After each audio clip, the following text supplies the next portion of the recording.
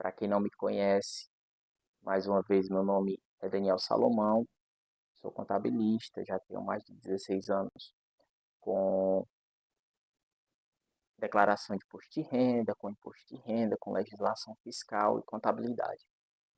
A gente está, como eu falei, com uma sequência de lives toda semana, com assuntos voltados para a declaração de imposto de renda, para o imposto de renda, pessoa física, tá certo? Então, não deixe de seguir a gente. Se você gostar desse vídeo, curta aí, siga a gente e não deixe de acompanhar as nossas lives semanais. Eu estou trazendo aqui essa planilhinha para vocês, para a gente detalhar aqui como que é feito para o vendedor, tá? O ganho de capital. Então, ali a venda, né, foi realizada por 200 mil, como eu já falei, foi de 100 mil, e aí ele está, logicamente, tendo um acréscimo patrimonial, um ganho patrimonial, né, pessoal, de 100 mil reais. E aí vai ter que pagar o imposto de renda sobre esse ganho de capital, tá, no valor de 15%. Um detalhe aqui que eu preciso falar para vocês, nesse exemplo aqui a gente está abstraindo muita coisa, tá? A gente está simplificando aqui o cálculo, lógico, dependendo de quando esse imóvel foi adquirido, se ele foi construído ou não. Então, na apuração do ganho de capital, tem um programa específico para isso, que é o GCAP. Você informa lá a operação e ele faz lá os ajustes da base de cálculo, tem alguns fatores de redução dentro da situação, tá legal? Mas, de maneira geral, para trazer a ideia, é isso que acontece. O ganho de capital é o quê? É o que a pessoa, quem está vendendo, está obtendo no momento da realização da transação de venda daquele bem. Então, simplificando, a gente não está fazendo aqui as reduções. Limpo e seco, o ganho de capital dele foi de 100 mil reais, a alíquota do imposto de renda de 15%, ele vai ter lá 15 mil reais de imposto de renda para ser pago, para ser recolhido, tá? E aí, aqui é que entra um ponto interessante e o motivo pelo qual eu falei para vocês que o contrato de gaveta ele deve ser registrado no momento da operação. Por quê?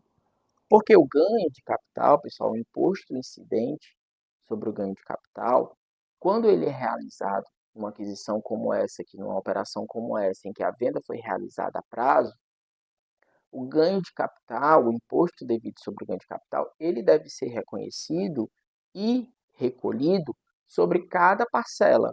Então, a gente detalhou aqui o vencimento das parcelas, então ele pagou a entrada, dia 1 de março, na data da realização do contrato, 20 mil reais, em abril pagou outra, maio, e assim sucessivamente, a última em dezembro de 2023. De forma que em cada parcela, o vendedor tem um imposto de renda para recolher de R$ 1.500. E esse imposto, pessoal, pela legislação tributária, pela regra, ele deve ser recolhido até o último dia útil do mês seguinte, tá? Então, eu coloquei aqui, ó, vencimento do imposto. Eu coloquei o último dia do mês, mas na verdade é o último dia útil. Então, estou admitindo ali que o último dia útil foi exatamente o último dia do mês, tá legal? Só para simplificar aqui o nosso exemplo. Então, na aquisição, essa primeira parcela que ele recebeu na data, o vendedor recebeu na data da realização do contrato, com uma entrada de 20 mil reais, ele tem um imposto para pagar de 1.500 e ele deve ser recolhido, teria sido recolhido em abril de 2023. Tá legal? Então, por isso que, embora não haja, tá, a transferência da titularidade em 1 de março, no cartório só vai acontecer em 2024, para o imposto de renda, isso é indiferente. Porque quando você vai ver a legislação, a base de cálculo para o imposto de renda é a disponibilidade de renda ou provento, tá certo? Tanto faz essa disponibilidade ser econômica ou jurídica.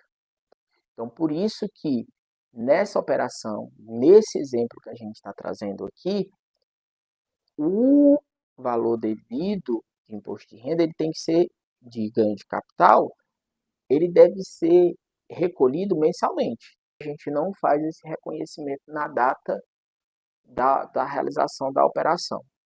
Deixa para regularizar, informar esse ganho de capital somente lá no momento, no nosso caso aqui, do nosso exemplo, quando o imóvel for passado para o comprador, tá?